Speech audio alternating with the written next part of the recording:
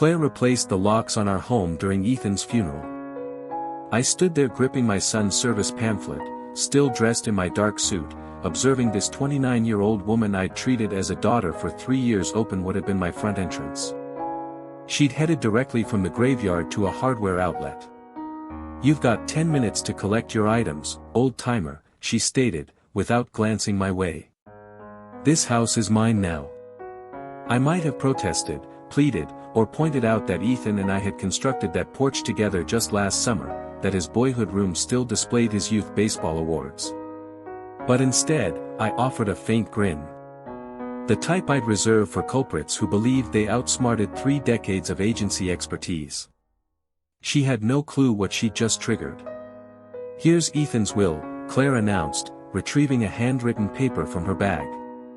"All of it goes to me, the home, the company, the charity, everything." I accepted the document. My grip remained firm. Following 30 years in FBI cyber investigations, you master composure while scrutinizing proof, even if it's meant to shatter your existence. The script resembled Ethan's, yet something about the pigment seemed amiss. "I realize this is tough for you, Oliver," Claire went on, her tone laced with phony compassion.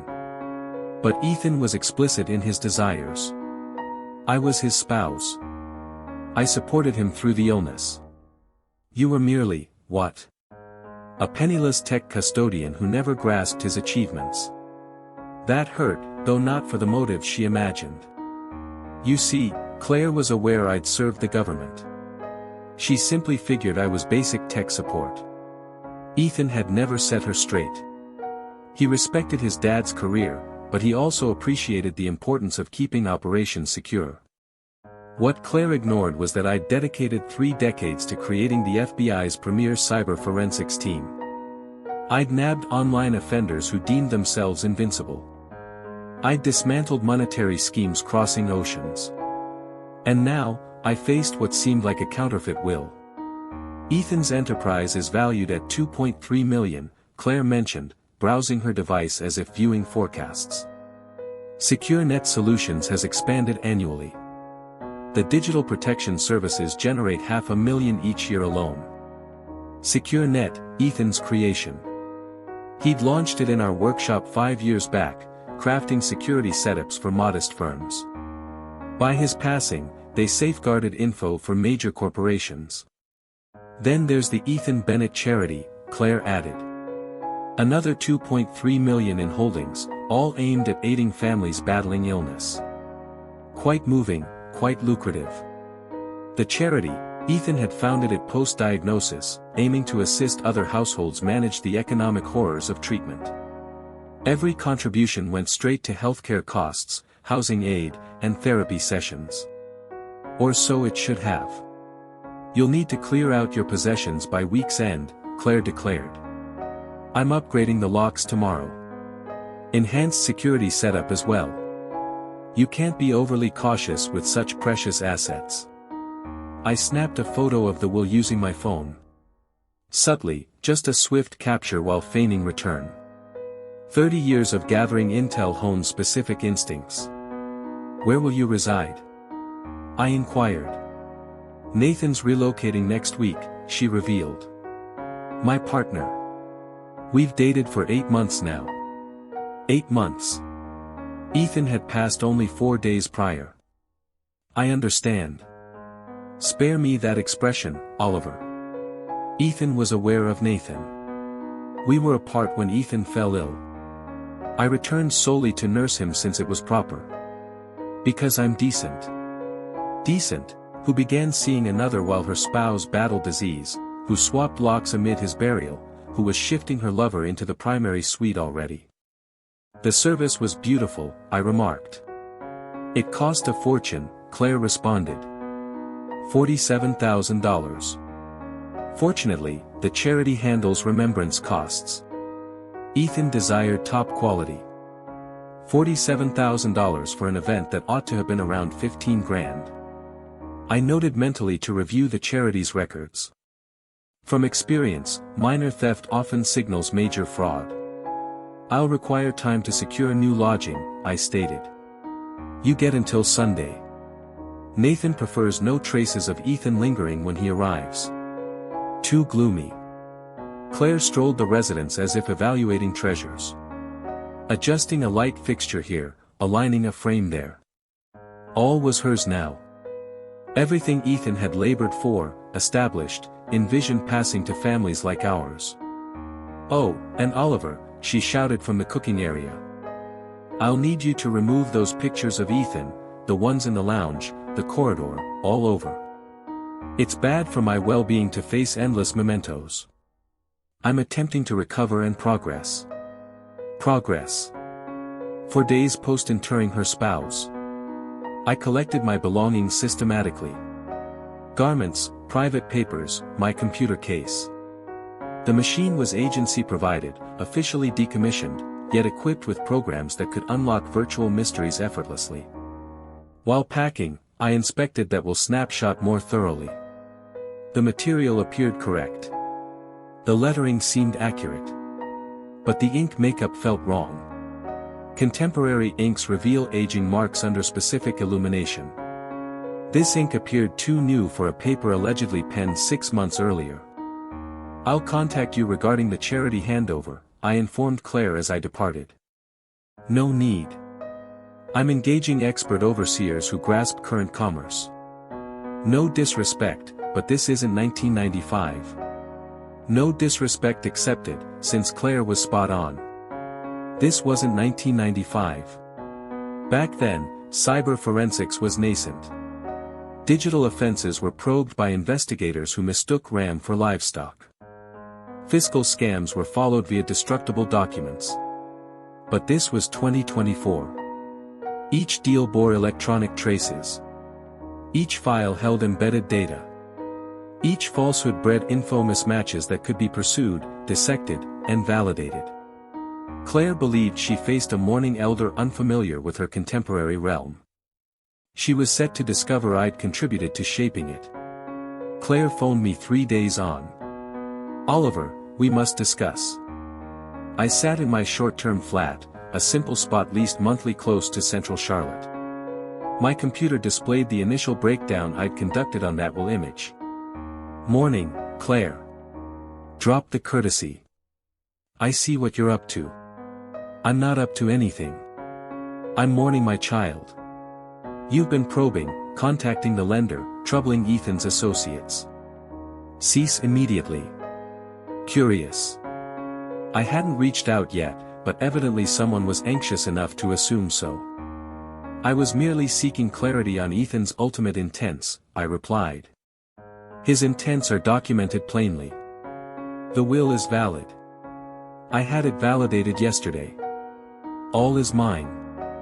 And if you persist in bothering folks with your wild notions, I'll seek a protection order." "Wild notions? Don't act ignorant. You suspect I faked that will? You view me as a crook? You believe your dear boy couldn't have bequeathed all to his wife over his feeble dad?" The spite in her words was striking. 3 days back, she'd acted the sorrowful spouse. Now the facade crumbled. "Claire, I simply wish to ensure Ethan's charity keeps supporting needy families. The charity is solid. Superior, even. I've tapped the funds and begun revamping the outlays. Some of Ethan's allocation choices were honestly reckless." Tapped the funds. 3 days post-demise. What revamping? Not your concern. But as you're prying, I've spotted various needless costs. Disbursements to suppliers obviously inflating prices, advisory charges far over standard. Ethan was overly naive, too lavish with donors' funds. Can you detail? I owe you no details, Oliver. No justifications. Nothing at all. You're no kin now. Just an aged fellow unable to admit his son matured and forged a path not centered on father. Aged fellow.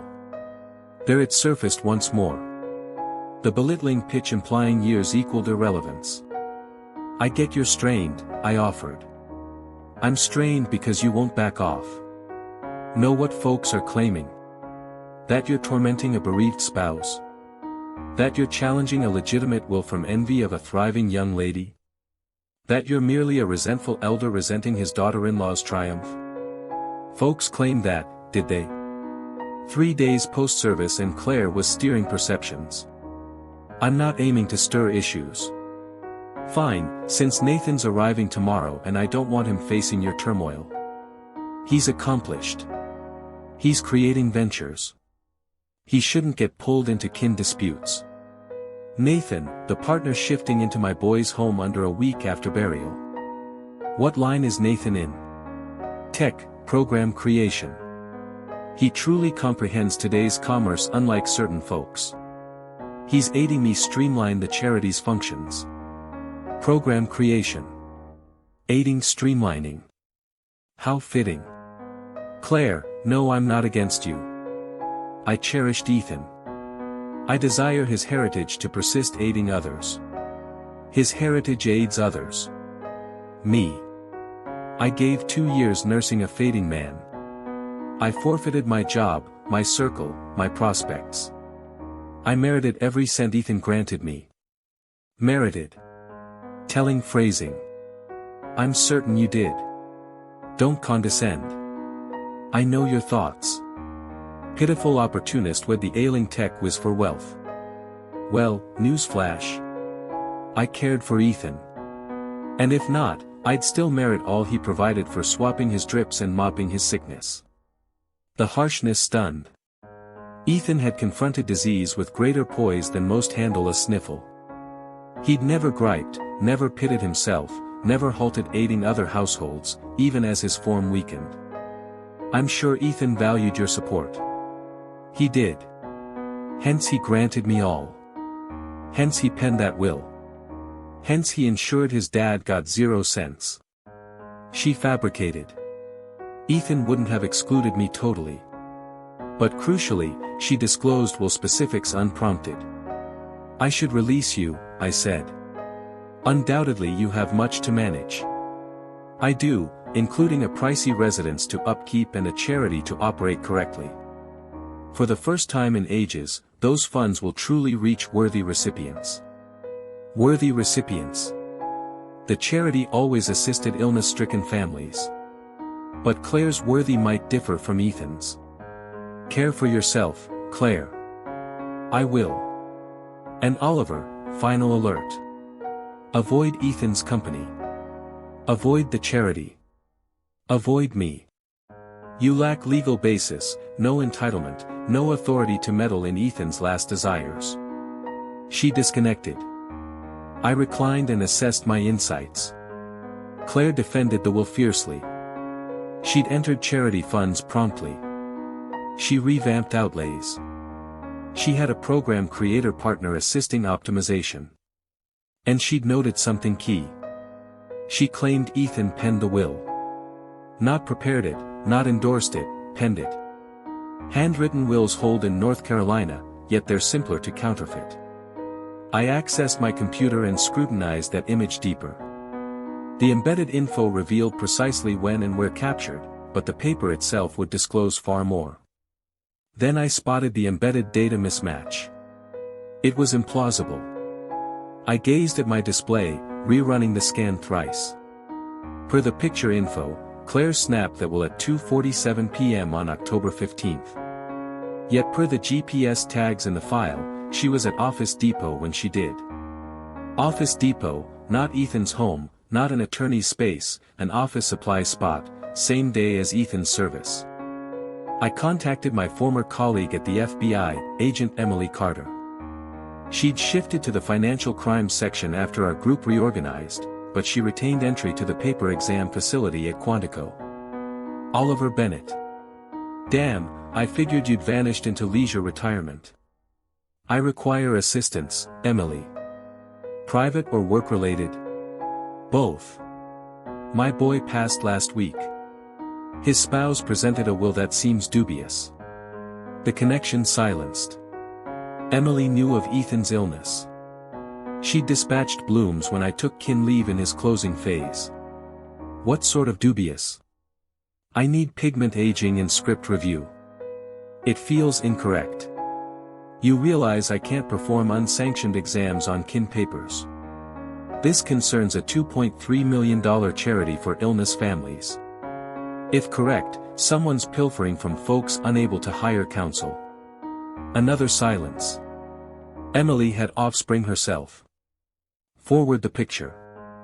Informal initial glance only. If something exists, we'll determine official paths. I sent the will image via secure lines we'd employed for years. As I awaited, I delved into SecureNet Solutions' fiscal logs. As Ethan's dad and backup contact, I retained entry to certain firm systems. What I uncovered chilled me. Across the prior 18 months, 24 odd shifts from firm accounts. Each precisely $7,495. Each labeled as advisory costs or agreement disbursements. Each approved by Claire Bennett via her authority proxy. $7,495, barely below the $7,500 limit, sparking auto federal alerts for currency deals. Someone understood precisely how to siphon cash sans drawing notice. My device alerted. Emily. Oliver, view this. The pigment exam indicates current synthetic mixes matching 2024 production. The paper you imaged was inscribed in the past 30 days. The will dates 6 months back. Then deception's afoot. But more exists. The script exam reveals force variations common in copies. Someone mimicked another's style. Skilled, yet imperfect. Copy. I'd guessed, but verification hit like a blow. How sure? 93%. Sufficient for court if chain of possession proven. Chain of possession. The bedrock of each case I'd assembled. Emily, one additional verification. Fiscal deal scan for odd trends. Sending account details now. Lord, Oliver, how extensive is this? About to uncover. Post-call, I headed to Central Charlotte and stationed opposite the Hilton where Claire hosted a benefit event reveal. Per online posts, she was disclosing strategies for the Ethan Bennett charity's growth. I observed from my vehicle as she smiled for cameras with a $15,000 Hermes tote and an $8,500 Cartier timepiece. Both fresh buys per her social shares. Lavish items for a mourning spouse on a deceased partner's funds. My phone sounded. Emily once more. The trend scan is incriminating. 24 deals over 18 months, all beneath federal alert levels. Total siphoned, $180,000. Classic fraud. Oliver, $180,000 taken from illness-battling families. More, Emily added. The approval codes indicate shifts from 3 distinct network spots. 2 from the clinic treating your boy, 1 from a home spot. Can you pinpoint the home? Done. It's listed to Claire Bennett, Unit 4B at 847, Providence Lane. 847, Providence Lane. I recognized it. A luxury spot with rents from $4,000 monthly. Emily, I have an off-the-record question for you. Go ahead. If a person aimed to fully dissolve a charity, how could they do it within the law? It hinges on the charity's setup. For a private one with one board seat, they might approve closure and shift assets to another approved group or even to themselves with proper filings. How much time if all papers were ready? Perhaps 2 weeks. 2 weeks. Claire had been adjusting costs for 3 days already. I resolved then and there in that lot, seeing my boy's widow revel in her gains while flaunting pilfered cash. Ample time to demonstrate what 3 decades of agency skills entailed. Over the following week, I assembled a dossier that would thrill government attorneys. Each move Claire made bore electronic marks. Every falsehood she uttered bred data mismatches. Every pilfer she pulled left a virtual path straight to her polished nails. The lady who labeled me a destitute tech cleaner had no hint she was robbing from the architect of the tools now monitoring her offenses. I started by mapping the network locations. The clinic deals were straightforward. Claire had valid entry to charity funds during Ethan's treatment. But the extra site, 847, Providence Lane, painted another picture. Claire had tapped charity resources from her own flat for 8 months, well prior to Ethan's passing, well before any rightful claim to those funds. I matched those login moments against Claire's online shares. On March 15th, she'd shifted $7,400 at 11:23 p.m. amid posting spa getaway snaps from Asheville. On June 8th, she'd siphoned another $7,495 while capturing shots of a lavish $200 per plate meal. Each theft timestamped live by her social habit. Yet the network traces were merely the start. I obtained surveillance videos from First National Bank, where Claire had deposited embezzled cash. North Carolina mandates banks retain video for 18 months, and my agency ties still swayed security heads. The clips were crushing. 24 distinct deposits, each exactly $7,495 in bills. Claire's features shone clear in each shot. She'd even penned slips under her name. The lady was either boldly overconfident or deeply foolish. Likely a mix. Then, I dissected the charity's spending trends.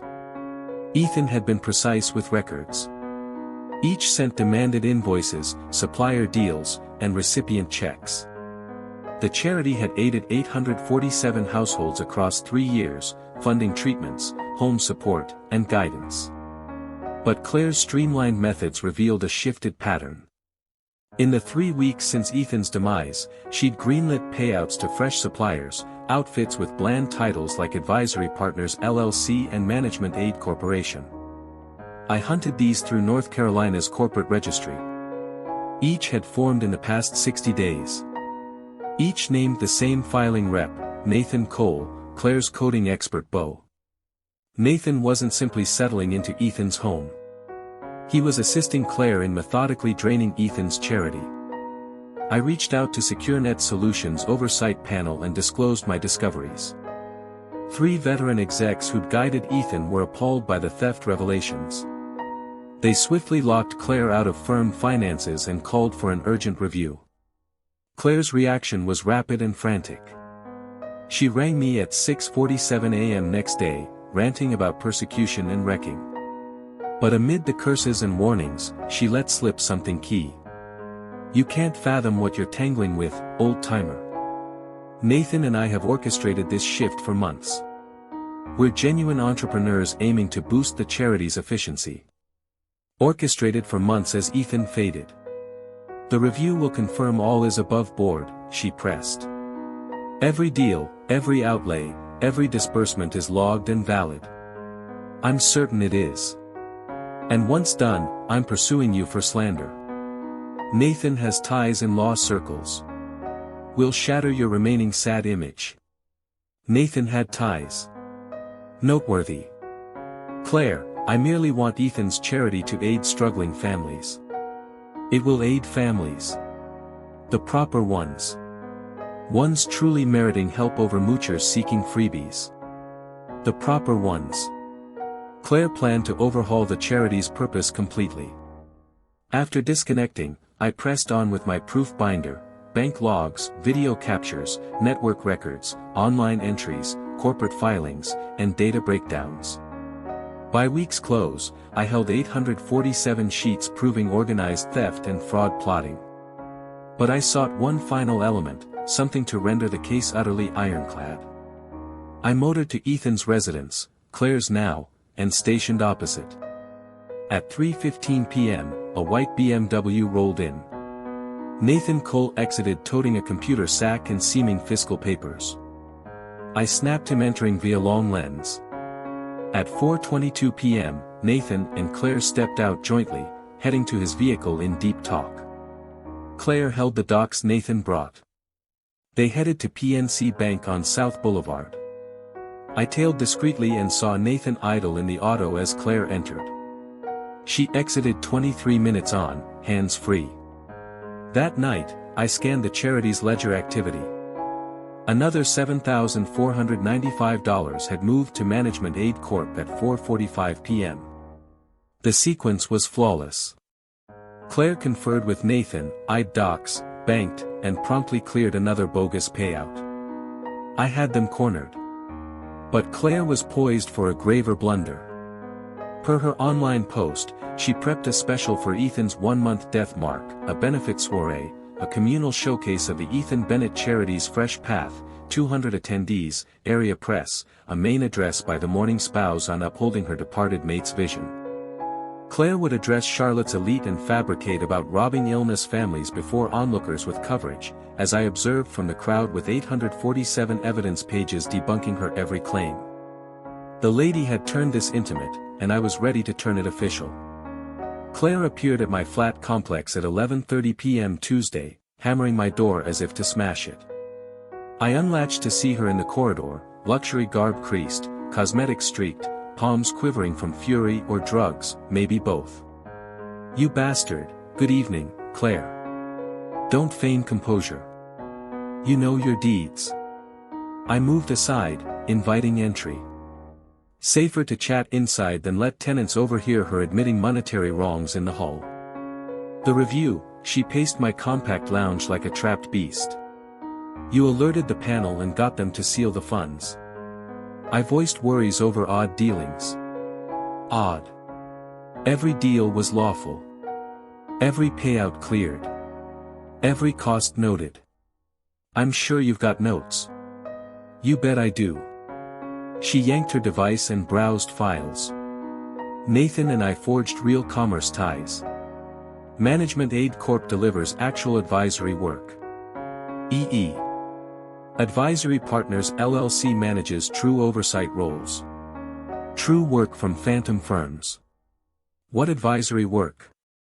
Fiscal tuning, workflow boosts, tactic mapping, stuff an aged tech sweeper wouldn't get. There again. Tech sweeper. I approached my workstation and grabbed a printed sheet. The network address record linking Claire's flat to 24 shady deals. "Claire, let's discuss 192.168.1.105. Her complexion paled. "Means nothing to me. It's a network tag." "Your tag." "The virtual imprint from each charity fund access at your 847, Providence Lane flat." I passed the sheet. She gawked like an ancient script. "This is phony. It's from your web provider. Each web action leaves a trace. Each entry gets filed. Each visit recorded. You can't verify squat." I returned to my station for another paper. Bank video freezes of Claire depositing cash. March 15, 11:47 a.m. First National Bank. "You banked $7,495 cash." Her grip shook more. "That was valid charity ops." June 8, 2:23 p.m. Identical bank, amount. "Care for the rest 22 shots." Claire slumped into my desk seat, eyeing the proof like a doom verdict. "You don't get it. Nathan and I aimed to rescue the charity. Ethan was overly kind, too gullible. He handed cash to undeserving folks. Families facing illness weren't worthy. Some faked. Some inflated. Some could have paid if they'd chosen wiser paths. Wiser paths like dodging disease. So you rerouted the cash. We opted for pickier, smarter picks. Nathan grasps efficient ops by looting funds and faking outfits, by refining processes and cutting fat. The lady had deluded herself. Theft equaled ops refinement. Claire, you've 48 hours to admit. Admit what? Theft, deceit, plotting, tax dodge, cash washing. Keep going. You can't back any. I lifted the full-proof stack, 847 pages of bank data, video, network files, firm regs, and data probes. I can back it all. For the first since Ethan's burial, Claire seemed truly scared. What are your demands? Return the charity cash. Shut Nathan's Shem outfits.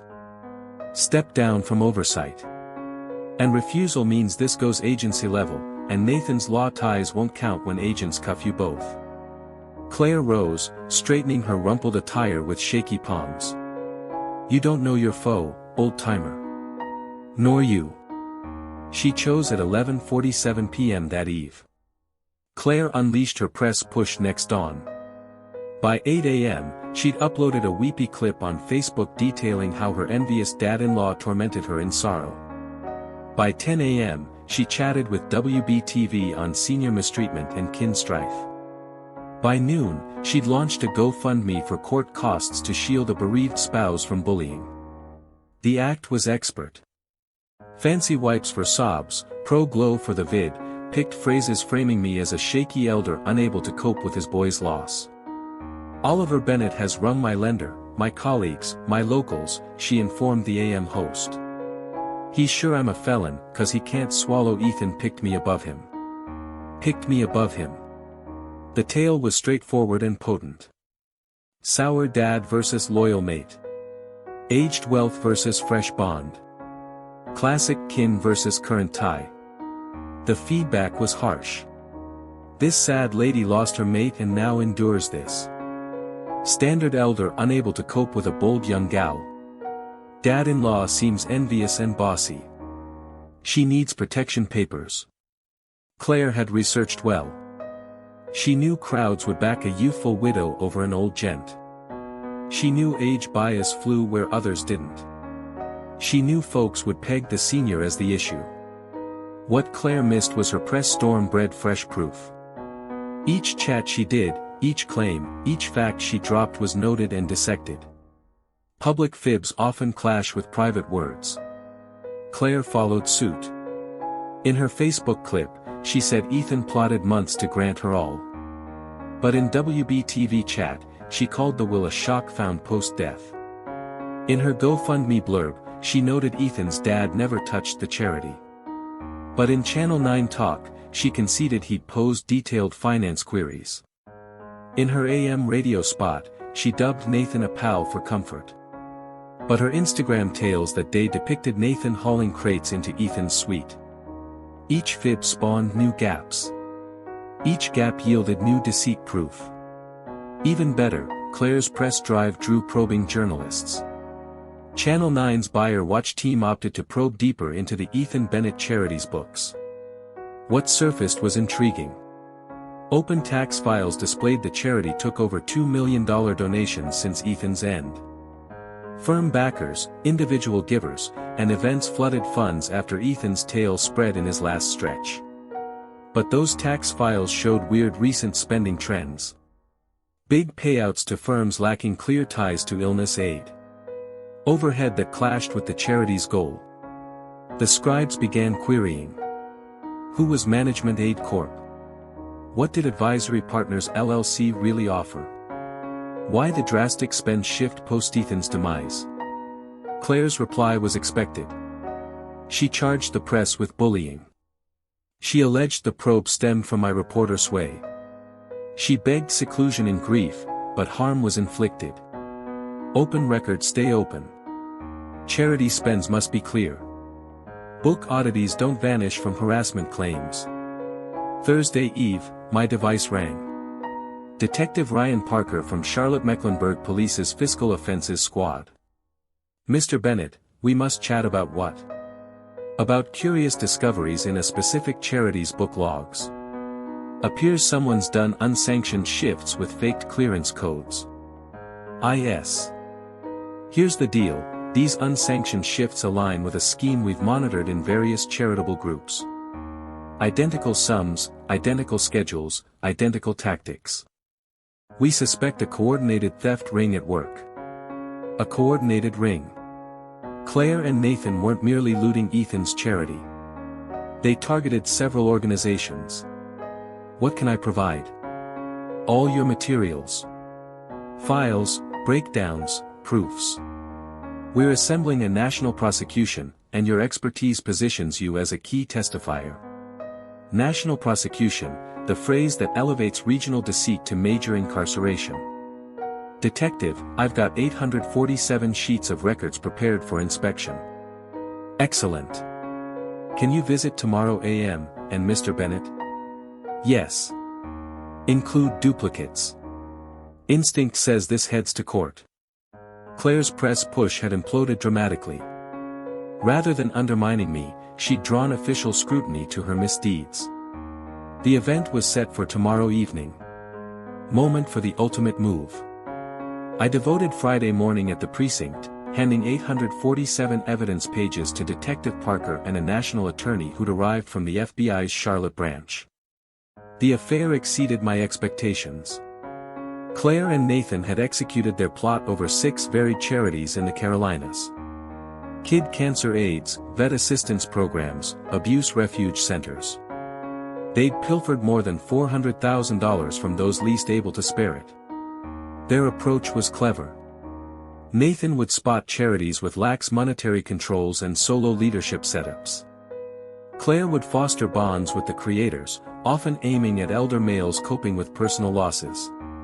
She'd supply companionship, then slowly secure entry to fiscal platforms. Once embedded, they'd form dummy firms for bogus disbursements. Always below national alert limits. Always with credible labels, always with Nathan as the listed handler. They'd refined the method for 2 years prior to Ethan's diagnosis. Your boy's charity was meant as their largest haul, the national attorney clarified. $2.3 million in resources, plus steady contributions that could have sustained their scheme indefinitely. Could have, past tense. What's next? We serve search orders tonight post-event. Various sites, various bureaus. This will be a synchronized bust. Why delay till after the event? Detective Parker grinned. Since your daughter-in-law intends to reveal the charity's growth tonight. She's set to address 200 observers and boast of advancing Ethan's vision while robbing it.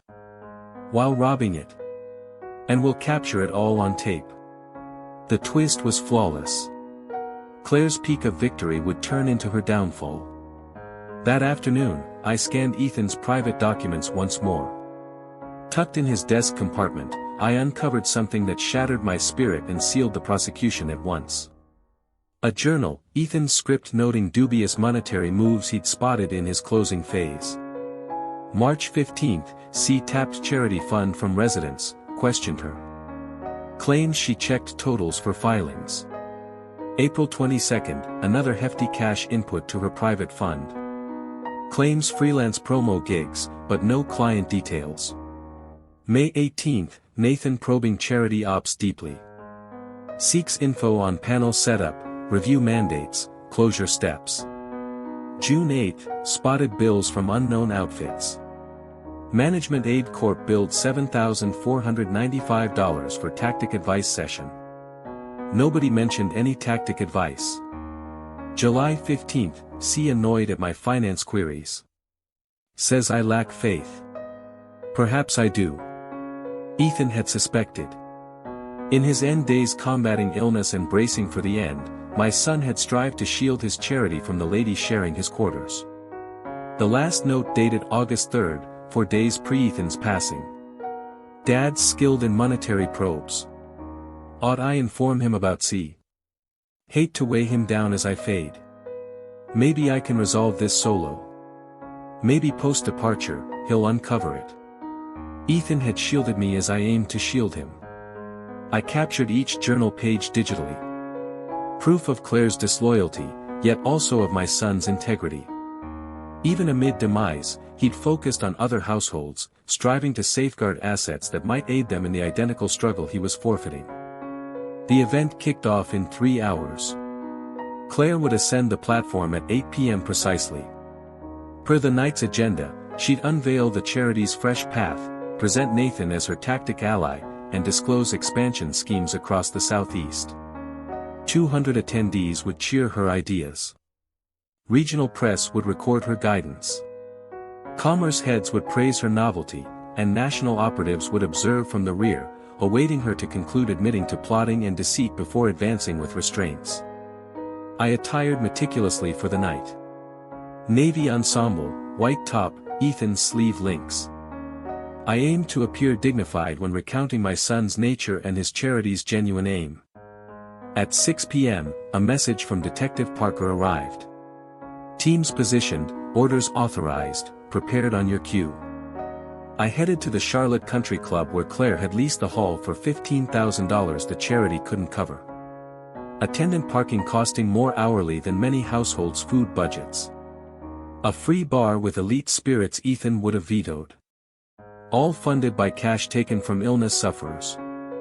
Entering the hall, I spotted Claire by the doorway, welcoming visitors in a $3,000 couture dress and those identical lavish items she'd acquired with stolen funds.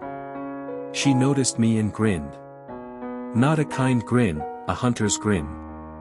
She believed she triumphed. The event was commencing.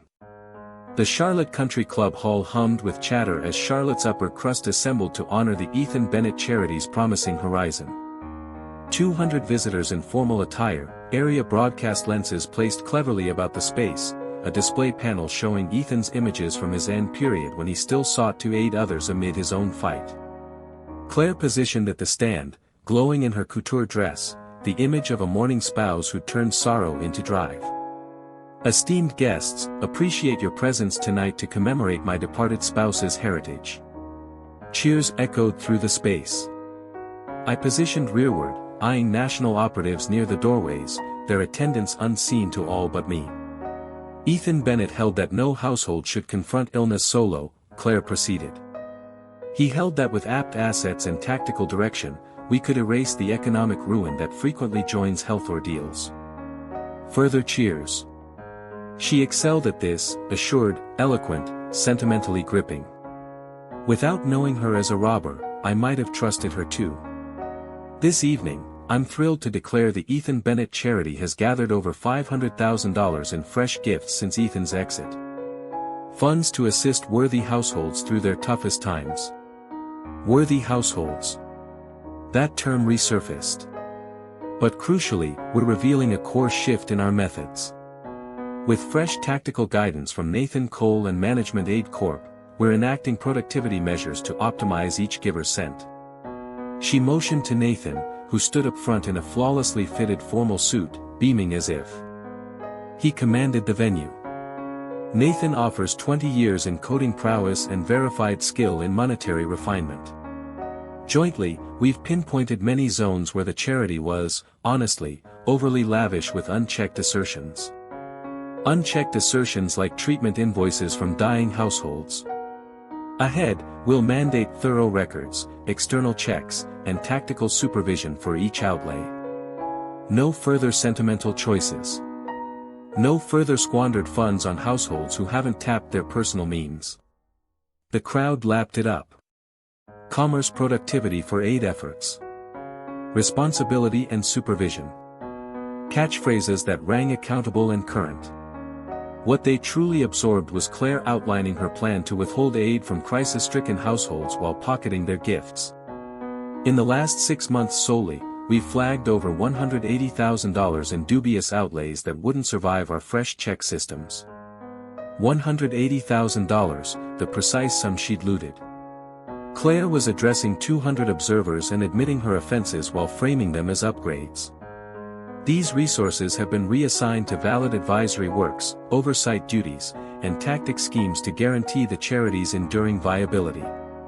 Reassigned to Nathan's phantom firms. I rose. The action drew Claire's gaze. Her assured grin wavered briefly upon seeing me. Honored guests, I declared, my tone resonating distinctly across the hushed hall. I'm Oliver Bennett. Ethan was my child. Whispers swept the group. This deviated from the schedule. Ms. Bennett has just admitted to looting $180,000 from illness-battling households. The whispers shifted to shocks. He's fabricating, Claire stated via the speaker. This individual has tormented me for weeks, circulating wild ideas since he can't grasp that Ethan selected me above him. I possess proofs, I stated, advancing to the front.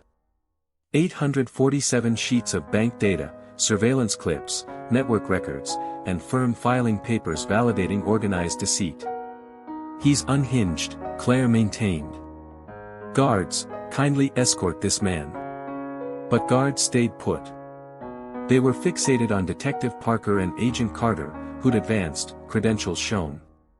"Ms. Bennett," Detective Parker announced. "We require a discussion." The hall exploded, visitors pivoting in bewilderment. Lenses pivoting toward the officers, Claire's complexion paling as she grasped the unfolding. "This is persecution," she declared via the speaker. "I'm a mourning spouse oppressed by a resentful elder and tainted enforcers." "Ma'am, kindly vacate the stand," Agent Carter directed. "No, I'm delivering an address. These folks arrived to learn of Ethan's charity. Not absorb wild ideas from, we hold a national order for your detention." Detective Parker cut in. "Plotting to deceive, theft, cash washing, and tax dodge." The terms reverberated via the hall's audio. National order. Plotting. Theft. Cash washing. Claire's attorney, seated at a prime spot, rose and headed for the doorway. "Wise choice. You can't detain me," Claire asserted. "All was proper. Every deal lawful. Every disbursement cleared by outfits that aren't real," I remarked. "Via clearance codes you counterfeited." Agent Carter neared the stand with restraints. "Ma'am, you possess the right to stay quiet. This is madness," Claire yelled. "Nathan, explain to them." But Nathan had vanished. He'd escaped via the rear the instant badges emerged. "All you utter can and will serve against you in justice." Claire's poise shattered utterly. The graceful spouse vanished, supplanted by a frantic offender realizing her existence was finished. "You can't comprehend your actions," she shrieked at me. Ethan was fading regardless. That cash would have wasted on households doomed to fail. We made it productive. Made it productive by looting it. Nathan and I crafted something valid. We aided the charity function smoothly. We cut excess. She persisted, revealing more offenses per phrase as national operatives recited her protections and lenses recorded. "You possess the right to counsel. If you lack funds for counsel, I can fund a dozen counsels. I'm not some destitute elder who achieved zilch. I'm a thriving entrepreneur striving to rescue a faltering aid group." The restraints snapped shut. The hall fell utterly quiet save for the faint hum of broadcast lenses seizing each instant. Claire Bennett, the mourning spouse who'd gained millions, positioned at the stand in restraints within a couture dress, having just revealed multiple national offenses before 200 observers and active broadcast lenses. The role flip was absolute. "Honored guests," I declared, claiming the speaker as national operatives escorted Claire off, "the Ethan Bennett charity will persist aiding illness-fighting households under true supervision with valid costs and absolute rejection for any robbing crisis-stricken households." The cheers began gradually, swelling to upright acclaim. Via the hall panes, I witnessed Nathan detained in the lot. Evidently, national operatives monitored both doorways. As the assembly started scattering, murmuring and debating the spectacle, Detective Parker neared me. "Quite a method to pass a night. Quite a method to tribute my son's recollection. The charity will reorganize with expert supervision and a true oversight panel. Each looted cent will return. Each household Claire barred from aid will be reached. And you?" I surveyed the hall where Ethan's images still adorned the surfaces. My boy beaming in clinic cots as he schemed aids for other households. Combating illness with grace while striving to guard assets for those in matching fights. I'll ensure his authentic heritage endures. Outdoors, broadcast vehicles arrived. Claire's press push had succeeded flawlessly, just not as envisioned. Half a year on, I positioned in the identical national courthouse where Claire Bennett took her deal. 18 months in national lockup, complete payback of $412,000 looted from 6 varied charities, lifelong prohibition from any aid panel role. Nathan Cole drew 2 years for plotting and cash washing. His coding talents proved less handy when national operatives dissected his virtual offenses. The Ethan Bennett charity reorganized with an expert oversight panel, independent monetary checks, and clear disclosure mandates. We'd not just reclaimed each looted cent, but gifts had surged post the tale's nationwide spread. Evidently, folks valued aid heads who truly pursued robbers over ignoring them. Claire's lavish purse and timepiece sold at national sale. The earnings aided illness households. The twist was flawless. I'd resettled into Ethan's residence. Claire's partner had ditched the lease on her pricey flat, and the property firm was glad to lease to someone who settled dues promptly. The charity's new hub sat where Ethan's bedroom once stood. Each dawn, I'd sift through pleas from families battling illness, greenlighting valid treatment costs and housing aid, genuine supervision, true responsibility, authentic support for those in need. The silent ones, it turned out, had crafted systems no crook could evade. More crucially, we'd forged something greater. A charity that truly revered Ethan's memory, not exploited it. Funds that reached households, not fueled lavish trinkets. Hope for those waging the same fight Ethan met with such grace. Last week, a letter arrived from an Asheville mom whose child faced leukemia care. The charity had funded 3 months' rent, letting her family prioritize healing over eviction fears. "Your son saved mine," she penned. "Thank you for guarding his heritage." Ethan's heritage endured. Not because a robber claimed his wealth, but because one who cherished him battled to preserve it. My phone hummed with a message from Agent Carter. "Oliver, we've got another case needing your skills. Fiscal scam at a vet's aid group. In." I grinned and replied with one word. "Definitely." 3 decades of agency honing never truly rests. It just uncovers fresh paths to uphold fairness.